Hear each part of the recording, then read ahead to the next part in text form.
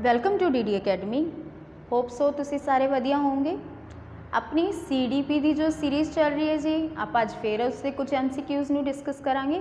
शुरुआत करते हैं आप अपने अज के MCQs की। तो सब तो पहला जो क्वेश्चन है जी अपना फर्स्ट क्वेश्चन है, development is never ending process, this idea is associated with. विकास कदे भी ना रुकन वाली प्रक्रिया है, यानी कि जीवन पर्यंत चलन वाली प्रक्रिया है। यही आइडिया किस सिद्धांत के नाल संबंधित है, ये अपना क्वेश्चन है जी।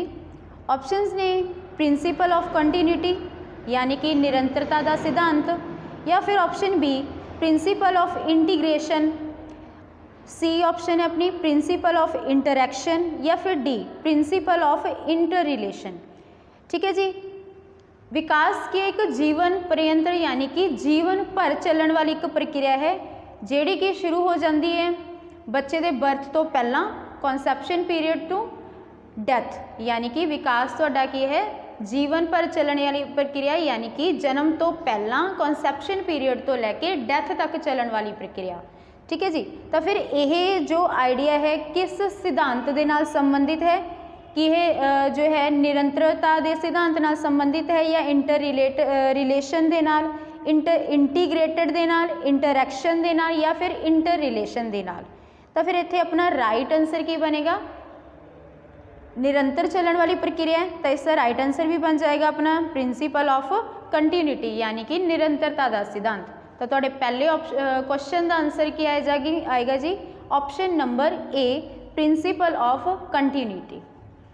इसके बाद नेक्स्ट क्वेश्चन है अपना four distinct stages of children's intellectual development are identified by। बच्चे का जो इंटलैक्चुअल डेवलपमेंट है, भाव बुद्धि का जो विकास है, इस दियां 4 स्टेजेस, इस चीज़ को 4 भागों के विच वंडन वाला जो है कि किन्हां द्वारा कि इस जो बच्चे की बुद्धि है उसनों 4 भागों के विच वंडिया गया है। ऑप्शंस ने तुहाडे कोले Erikson, option B Skinner, option C प्याजे, या फिर ऑप्शन डी कोलबर्ग। हुण ये है जी तुहाडी एक इंपॉर्टेंट थियोरी जो कि कॉग्निटिव डेवलपमेंट नाल रिलेटेड है, तो यह थियोरी जो देने वाले परसन ने वो साइकोलॉजिस्ट ने अपने जीन प्याजे। तो तुहाडा इसका राइट आंसर की बनेगा, इसका राइट आंसर है तुहाडा ऑप्शन नंबर 3 या ऑप्शन नंबर सी प्याजे। ठीक है जी। इन्होंने की किया है, जो इंटलैक्चुअल डेवलपमेंट है, ये कह लो कॉग्निटिव डेवलपमेंट है, बच्चे की उस डेवलपमेंट को 4 स्टेजेस के विच डिवाइड किया गया है। ये 4 स्टेजेस किहड़ियां ने, ये भी तुहाडे सामने है कि कॉग्निटिव डेवलपमेंट को 4 स्टेजेस के विच वंडिया जीन प्याजे ने। किहड़ियां स्टेजेस ने तुहाडियां? सब तो पहला है sensory motor stage. Sensory motor stage जिहड़ी की है जी तुहाडी बर्थ तो लैके 2 साल तक के पीरियड वाली जो स्टेज है उन्होंने कहा गया सेंसरी मोटर स्टेज, जिन्हों कि आप इन्फेंसी पीरियड भी बोलते हैं। ठीक है। तो इसके बाद सैकेंड है तुहाडी pre operational stage. Pre operational 2 तो 6 साल वाली स्टेज, जिन्हों आप अर्ली चाइल्डहुड भी बोल दें पीरियड। या फिर ऑप्शन नंबर तुहाडा 3 है, तीसरी जो अपनी स्टेज है जी कंक्रीट ऑपरेशनल स्टेज, जिन्हों की कह लो भी तुहाडी है वो टाइम पीरियड है 7 तो 11 साल वाला।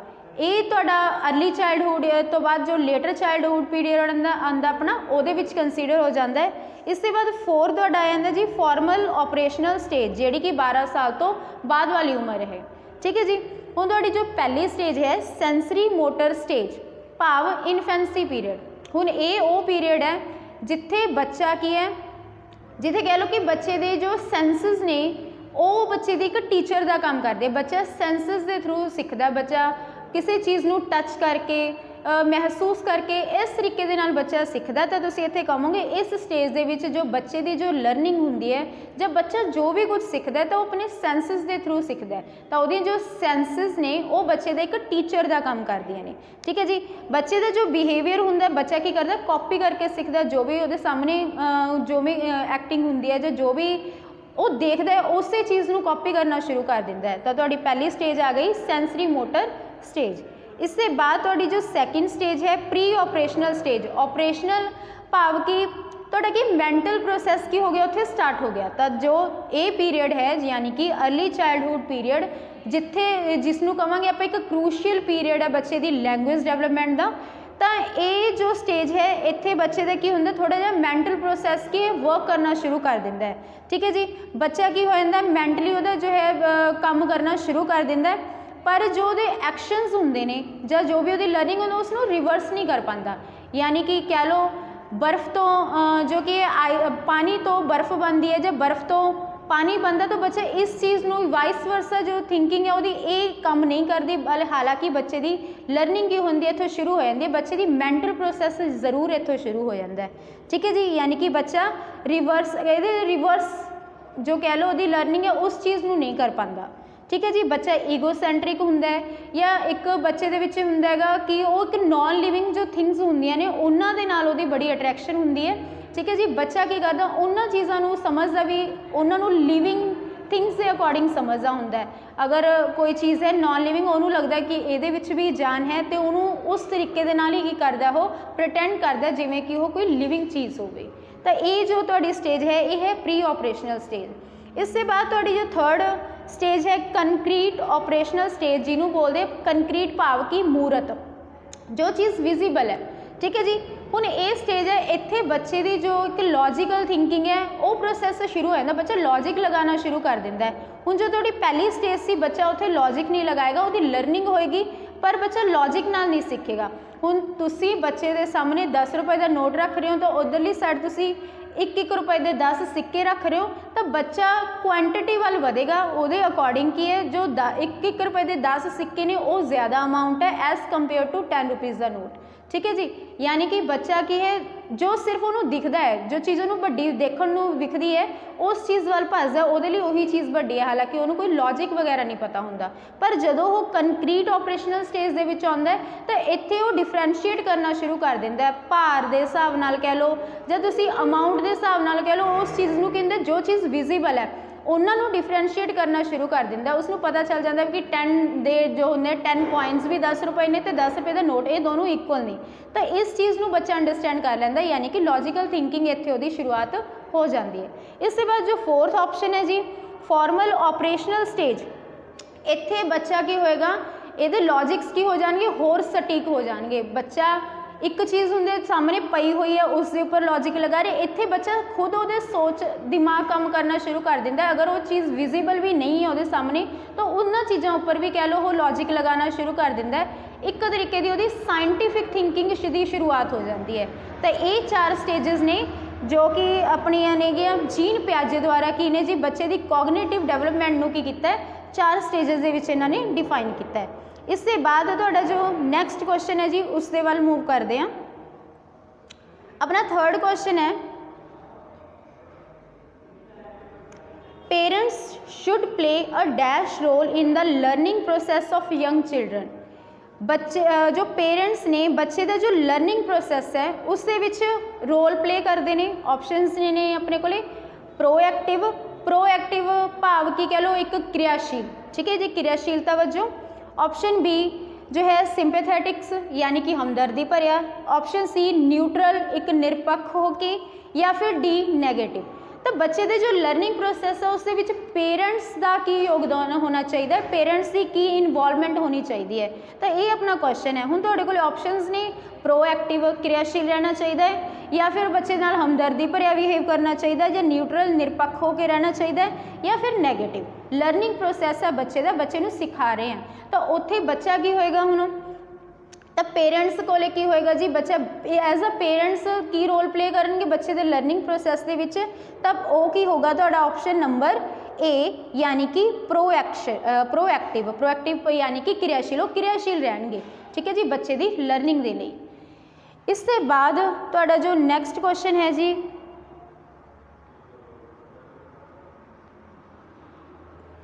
The insight theory of learning is promoted bye.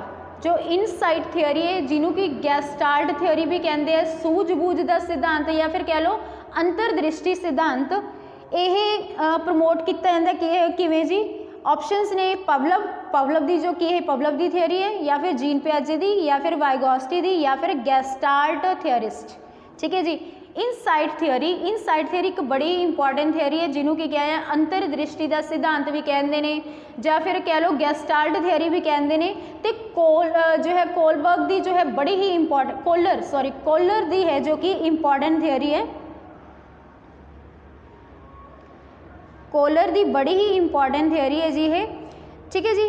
तो ये थियोरी नूं किया जाता है प्रमोटेड बाय, इहदा राइट आंसर आएगा तुहाडा पहली गल option number D gestalt theorist, ठीक है जी। कोलर की बड़ी इंपॉर्टेंट थियोरी है।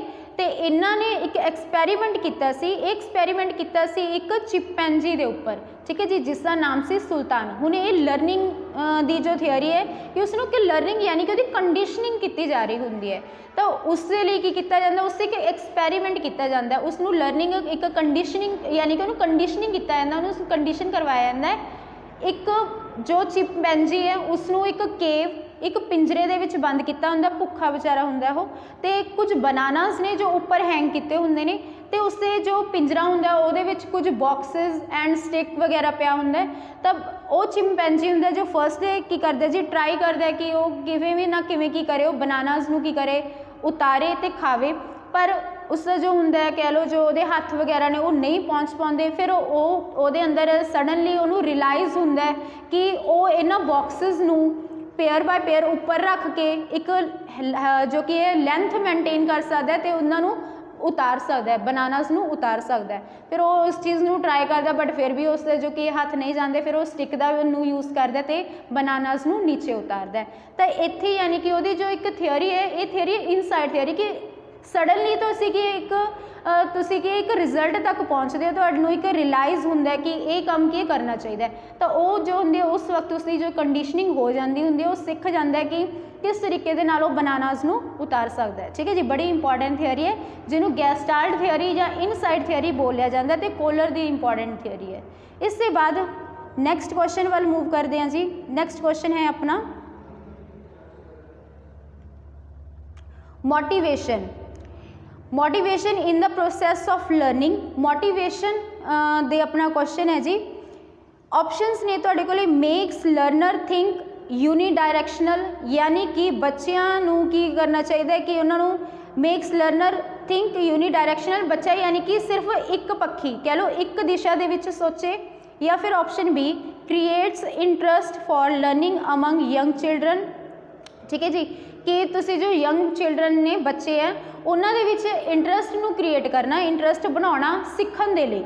जो option C sharpen the memory of learner, बच्चे की जो मैमरी है उसकी जो शक्ति है याद शक्ति है उसनूं तेज़ करना, या फिर D differentiate new learning from new learning. इत्थे एक्चुअली टाइपिंग मिसटेक है, न्यू लर्निंग तो कह लो जो ओल्ड लर्निंग है वो डिफरेंशिएट करना, ठीक है जी, उन्होंने अंतर स्पष्ट करना बच्चे नूं। तो मोटिवेशन का की मतलब है जी, मोटिवेशन प्रोसैस के विच या कह लो लर्निंग प्रोसैस के विच मोटिवेशन का की योगदान होगा, ठीक है जी। तो इत्थे फिर तुहाडा राइट आंसर की बनेगा, इत्थे राइट आंसर बनेगा तुहाडा option number be create interest for learning among young children, यानी कि जो बच्चे ने उन्हां दे अंदर एक कह लो भी इंटरस्ट क्रिएट करना, भी वो बच्चे नूं की उहदे अंदर इंटरस्ट क्रिएट करना सीखण दे प्रति, ठीक है जी। तो इसका राइट आंसर बनेगा वो होगा मोटिवेशन, तुसीं इस चीज़ नूं मोटिवेट करना, बच्चे नूं मोटिवेट करना, सीखण दे लई प्रोत्साहित करना। तो राइट आंसर की बनेगा तुहाडा ऑप्शन नंबर बी कि किवें ना किवें की बच्चे नूं सिखाया जा सके, बच्चे नूं प्रोत्साहित करना कि तुसीं कर सकते हो, ठीक है जी, ये चीज़ होएगी। तो ऑप्शन नंबर क्या आ जाएगा अपना इसका right answer option number B. इसके बाद तुहाडा जो नैक्सट क्वेश्चन है जी, which of the following is not the sign of an intelligent young children, इन्हां विचों केड़ा है जो कि एक इंटैलीजेंट यंग चिल्ड्रन का साइन नहीं है, एक या कह लो साइन नहीं है। तो ऑप्शंस की ने अपने कोले, one who carries on thinking in an abstract manner, यानी कि अमूर्त चीज़ों के उपर की कर सकता है बच्चा, सोच विचार कर सकता है, या option B one who can adjust oneself in a new environment, एक जो कि अपने आप को एक नवे वातावरण के विच की कर ले एडजस्ट कर ले, समायोजित कर ले। ऑप्शन सी तुहाडी है one who has ability to cram long essay very quickly, कि बच्चे के अंदर यह क्षमता है कि वो कि एक लॉन्ग एसे एक वड्डे निबंध नूं की है बड़ी जल्दी ही कर ले, उहदे ते रट्टा मार लवे।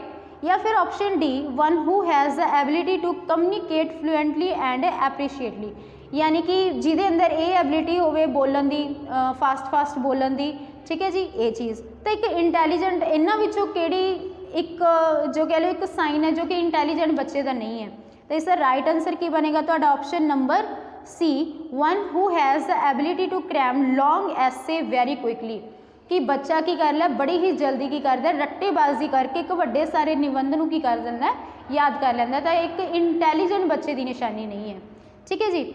तो इससे बाद नैक्सट क्वेश्चन वाल मूव करते हैं। नैक्सट क्वेश्चन है जी अपना the stage in which begin to think logically about objects and events is known as, किहड़ी स्टेज हुंदी है जदों शुरुआत हो जाती है एक लॉजिकल थिंकिंग दी, तार्किक सोच दी, ठीक है जी।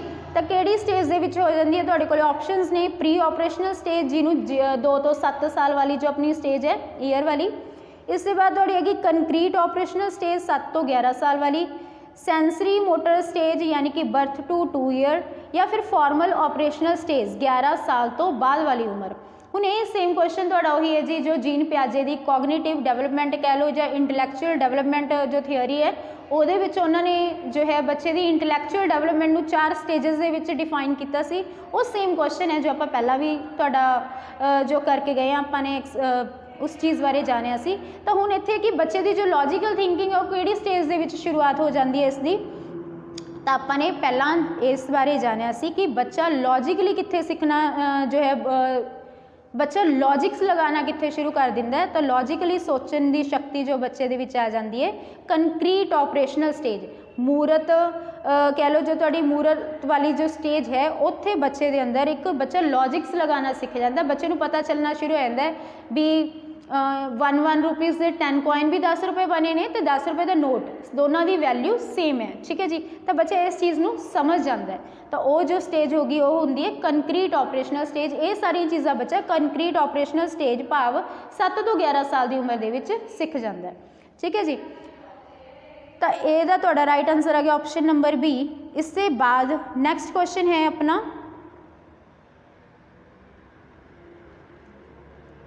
A young child responds to a new situation on the basis of the response made by him या her in a similar situation as in a past. This is related to, यानी कि बच्चे दे सामने जो सिचुएशन है वो respond करता है कि जिस तरीके दे नाल कि जो ये सिचुएशन है ने पास्ट विच भी जो कह लो फेस की हुई, यानी कि सिमिलैरिटीज़ उसनों मिल रही ने उसे पास्ट एक्सपीरियंसिस दे बेस के उत्ते जो चीज़ उन्हें पास्ट के विच एक्सपीरियंस की है वो चीज़ की कर रही है रिलेट हो रही है इन प्रेजेंट सिचुएशन के नाल, ठीक है जी। तो ये चीज़ किस चीज़ के नाल संबंधित है, law of attitude of learning process, या फिर थोड़ी बी ऑप्शन है law of readiness of learning, या third option law of analogy of learning, या फिर D law of effect of learning. तो इसका थोड़ा राइट आंसर की बनेगा जी, इसका राइट आंसर की पहले आप गल कर देने, इसका राइट आंसर है थोड़ा option number C law of analogy of learning. हुण जो थोड़े ये जो ऑप्शनस ने ये हैगे ने थोड़ी जो थॉर्नडाइक की बड़ी ही इंपॉर्टेंट थियोरी है, उन्होंने लर्निंग नूं 2 स्टेजेस के विच वंडिया हुआ, एक तो प्राइमरी लर्निंग एंड दूसरा सैकेंडरी लर्निंग। तो जो गौण जो सिक्ख्या है उन्होंने कुछ 7 तो 8 भागों के उन्होंने डिवाइड किया हुआ है, ज़्यादा ने, ठीक है जी, विच डिवाइड किया गया। तो उत्थों एक क्वेश्चन बनया हुआ है law of attitude. Law of attitude भाव कि तुहाडा दृष्टिकोण, जेकर तुसीं पॉजिटिवली चल रहे हो पॉजिटिव सोच रहे हो तो रिजल्ट भी तुहानूं पॉजिटिव मिलणगे। लॉ ऑफ रेडीनेस यानी कि जेकर तुसीं सोच सकते हो, तुसीं सोच रहे हो कि ये चीज़ करना है तो तुसीं उसका दम भी रखते हो, तुसीं उस चीज़ नूं कर सकते हो। लॉ ऑफ एनालॉगी यानी कि अपनी प्रीवियस तुसीं पहला भी वो चीज़ नूं एक्सपीरियंस कर किया है तो हुण फिर तुहाडे कोल सेम सिचुएशन आ जाए, वो चीज़ हो गया। लॉ ऑफ इफेक्ट यानी कि फिर उसके बाद तुहाडा इसका की होएगा रिजल्ट की निकलेगा, ठीक है जी। जो तुसीं लर्निंग की है तो उससे तुहाडा पॉजिटिव रिजल्ट भी निकल सकता है तो नैगेटिव रिजल्ट्स भी निकल सकते हैं। तो ये तुहाडा सी इसका राइट आंसर बनेगा law of analogy of learning. इस तो बाद नेक्स्ट क्वेश्चन है अपना the best way specially at a primary level to address the learning difficulties of student is to use, भाव कि पढ़ाउण दे विच सिखाउण दे विच कुछ डिफिकल्टीज़ का सामना कर रहे हो, तुसी कुछ प्रॉब्लम्स का सामना कर रहे हो स्पैशली प्राइमरी लैवल के उपर, तो इन्हां चीज़ों को तुसी किवें टैकल कर सकते हो, इन्हां चीज़ों तो बचन का तुहाडे लई कोल बेस्ट वे की है। ये तुहाडा क्वेश्चन है कि तुसी किवें जो तुहानूं सिखाउण दे विच दिक्कतां आ रही ने, डिफिकल्टीज़ नूं जो तुसी फेस कर रहे हो, तो वो चीज़ों तो पार लंघण का तुहाडे कोल बेस्ट वे की है। ऑप्शनस ने तुहाडे कोले easy and interesting text book, ठीक है जी, या फिर बी स्टोरी टेलिंग मैथड, या फिर C a variety of teaching methods suited to the disabilities, या फिर D expensive and glossy support material. हुण लर्निंग प्रोसैस दे विच डिफिकल्टीज़ आ रही ने जी, तो उस चीज़ नूं तुसीं की टैकल करन दे लई बेस्ट वे किहड़ा चूज़ करोगे कि इंटरस्टिंग या कह लो ईजी टेक्सट बुक्स नूं यूज़ करोगे, या फिर कह लो स्टोरी टेलिंग मैथड नूं यूज़ करोगे बच्चों नूं सिखाउण दे लई, या फिर C a variety of teaching method, वक्-वक् तरीके दे तुसीं की है टीचिंग मैथड्स नूं यूज़ करोगे, ठीक है जी। तो तुसीं देखोगे कि किहड़ी तुहाडा जो मैथड है तुहाडी जो सिचुएशन नूं सूट कर रहा है, सिचुएशन के अकॉर्डिंग तुसीं मैथड्स नूं यूज़ करोगे, या फिर डी एक्सपेंसिव यानी कि कोई महंगियां चीज़ां महंगे मटीरियल्स लिया के तुसीं की करोगे पुट ऑन करोगे तो अपनी एजुकेशन नूं या कह लो लर्निंग दे विच की करोगे लर्निंग करवाओगे, ठीक है। तो फिर इसका तुहाडा राइट आंसर की बनेगा जी, इत्थे तुहाडा राइट आंसर बनेगा option number C a variety of teaching method, यानी कि तुसीं वक्-वक् तरीके दे टीचिंग मैथड यूज़ करोगे तो सूटेबल मैथड लाओगे जिहड़ा की करूगा तुहानूं हैल्प करूगा तुहानूं सिखाउण दे विच अते बच्चे नूं सीखण दे विच। तो इसका राइट आंसर बनेगा तुहाडा ऑप्शन नंबर सी। इसके बाद नैक्सट क्वेश्चन है जी अपना education of children with special needs should be provided, जो कि education of children with special needs should be provided. Options ने जो तुहाडे की ने स्पैशल नीड्स ने एजुकेशन दे एक बच्चे नूं एजुकेट करन दे लई वो प्रोवाइड कीतियां जा सकदियां ने। ऑप्शनस ने इन स्पैशल स्कूल्स, किसी स्पैशल स्कूल्स दे विच मिलणगियां, by special teacher in special schools, एक स्पैशल टीचर द्वारा जो है कि एक स्पैशल स्कूल दे विच दित्तियां जाणगियां, या फिर C along with other normal children, या कह लो भी जो तुहाडे नॉर्मल चिल्ड्रनस ने नॉर्मल बच्चे ने उन्हां दे नाल ही ओह दित्ती जावे बच्चे नूं सिक्ख्या, या फिर option D by methods development for special children in special schools, ठीक है जी। कुछ डेवलप मैथड्स जिहड़े कि स्पैशल बच्चों नूं स्पैशल स्कूल्स दे विच प्रोवाइड किए जाएंगे। तो फिर ये जो अपने कोले जो बच्चे होंगे ने जी अपने कोले दो कैटेगरी दे आपां मान लो, एक तो तुहाडे कोल हो गए नॉर्मल बच्चे ते दूसरे होंगे ने स्पैशल बच्चे।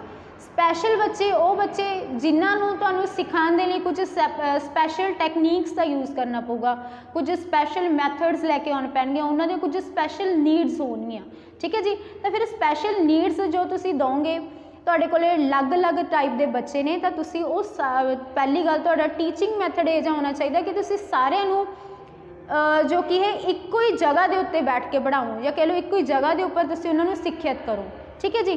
तो फिर इत्थे तुहाडा राइट आंसर की बनेगा option number C along with the other normal children, बच्चों नूं उन्हां दे नाल ही तुसीं की करो एजुकेट करो, ठीक है जी, ताकि वो की है अपने आप नूं स्पैशल फील करन, या फिर कह लो वो अपने आप को नॉर्मल फील करन, एक नॉर्मल बच्चे के तरीके दे नाल देखन, ठीक है जी।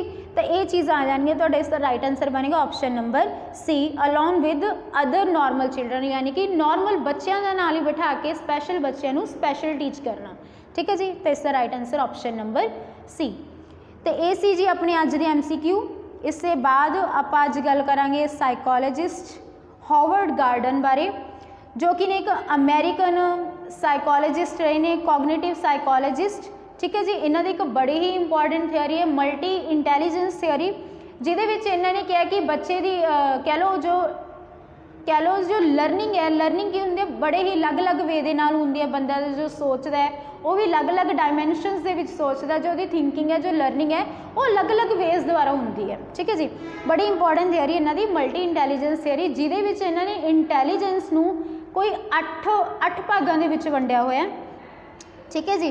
तो इन्होंने जो मल्टी इंटैलीजेंस की जो गल है अपनी बुक जो है फ्रेम्स ऑफ माइंड दे विच इन्हां ने इस चीज़ बारे फर्स्ट टाइम की कीती सी, गल कीती सी। इन्हां दी बड़ी इंपॉर्टेंट बुक है, तुसीं इहनूं नोट डाउन कर सकते हो, फ्रेम्स ऑफ माइंड, जिहदे विच इन्हां ने मल्टी इंटैलीजेंस दी गल कीती हुई है, यानी कि बहुपक्षी बुद्धि उस दी गल कीती हुई है। इहदे विच इन्हां ने जो बुद्धि है इसनूं 8 भागां दे विच वंडिया होया है, ठीक है जी।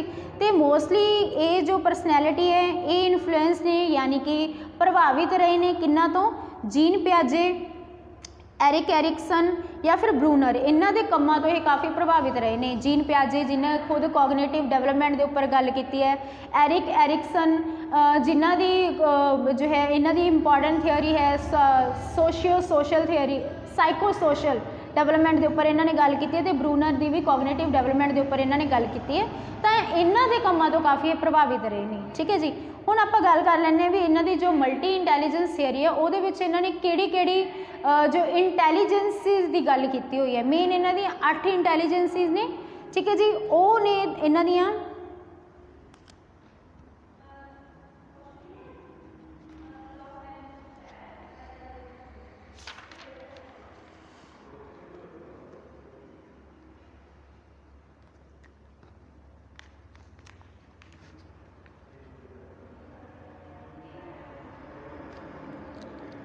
इन्हों की जो मल्टी इंटैलीजेंस की थियोरी के 8 इंटैलीजेंस की गल की हुई है जी, वो है सारे नालों पहला लिंग्विस्टिक इंटैलीजेंस। लिंग्विस्टिक यानी कि भाषा की जिहदे उपर जिसकी भाषा उपर बहुत ज़्यादा पकड़ होवे उहदे विच की हुंदी है लिंग्विस्टिक इंटैलीजेंस, यानी कि अपने इस तरीके की वोकैब यूज़ करे, इस तरीके के वर्ड इस तरीके दे नाल बोले कि सामने वाले नूं प्रभावित कर सके, ठीक है जी। सैकेंड जो इंटैलीजेंस है लॉजिकल इंटैलीजेंस, यानी कि जिहदे विच तार्किक कह लो विकास होवे जिहदा ज़्यादा, ठीक है, लॉजिकल इंटैलीजेंस। थर्ड जो इंटैलीजेंस है जी musical intelligence. Fourth spatial intelligence, यानी कि एक खाली जगह नूं वो करना, यानी कि जिमें स्कल्पचर्स होंदे ने या कह लो आर्कीटैक्ट होंदे ने वो जगह का बड़े ही वधिया तरीके दे नाल यूज़ करते हैं, तो उन्होंने स्पेशियल इंटैलीजेंस होंदी है। इस बाद बॉडीली काइनेटिस्टिक, यानी कि जिहदे अंदर की कह लो शारीरिक उन्होंने शरीर कुछ इस तरीके का होवे, फ्लैक्सीबल होवे, उन्होंने जिमें भी मोड़ तरोड़ कर लो, जिमें डांसर्स होंदे ने, ठीक है जी। उस बाद इंटरपर्सनल इंटैलीजेंस, जिन्हां दे अंदर ये खूबी होंदी है कि वो सामने वाले नूं देख के आइडिया लगा लेंदे ने, जां कह लो भी उहदे अंदर की चल रहा है, जां उस सामने वाले दे अकॉर्डिंग की करते हैं, उन्होंने ट्रीट करते हैं। जिवें अपने टीचर्स हो गया, बच्चे की उन्होंने देख के बच्चे की साइकोलॉजी नूं समझ के उन्होंने ट्रीट करते हैं कि किस तरीके दे नाल जो कि उसनूं डील किया जा सकता है। उस बाद इंट्रापर्सनल इंटैलीजेंस, इंट्रापर्सनल यानी कि अपने आप नूं जानना, जिवें कह लो इंट्रापर्सनल इंटैलीजेंस अपना आत्म ज्ञान हो जाना, ठीक है जी, तो ये चीज़ हो जाएगी। एंड एट्थ जो इंटैलीजेंस है नेचुरलिस्टिक इंटैलीजेंस, यानी कि कुदरत दे नाल प्यार होना या कुदरती जिन्हों ज़्यादा कह लो होंदी है इंटैलीजेंस, ठीक है जी, ये हो जाएगा।